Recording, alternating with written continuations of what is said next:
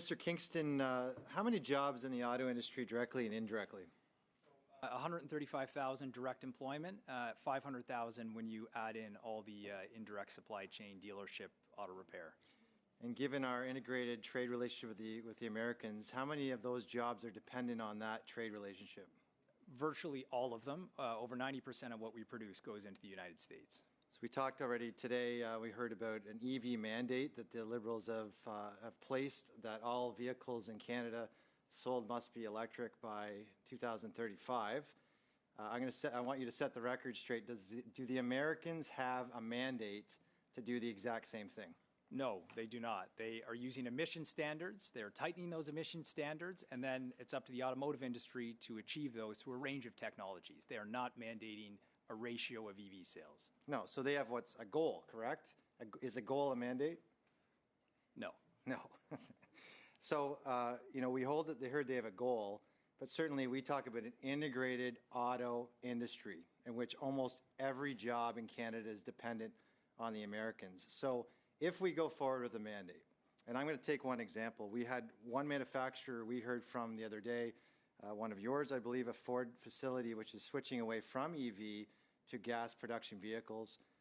Why are they switching to gas production vehicles away from EV? You have to build what the market demands. That's fundamental. And so if consumers are demanding certain types of gas-powered vehicles, manufacturers have to build those vehicles to satisfy them and to remain profitable. And is part of that because of the cost of them as well, the fact we don't have an integrated supply chain, we don't produce and mine the critical minerals needed, is that correct?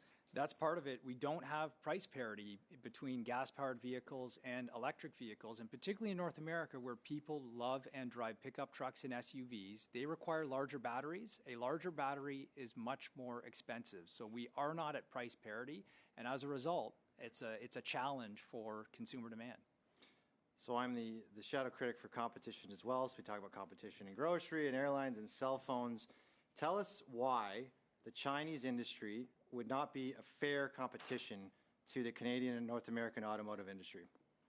Simply put, because they subsidize their industry to levels that would be unheard of in any OECD country or Western democracy. I mean, the estimates are to the tune of anywhere from 5 to 9 times as much as the types of subsidies that you would see in the U.S.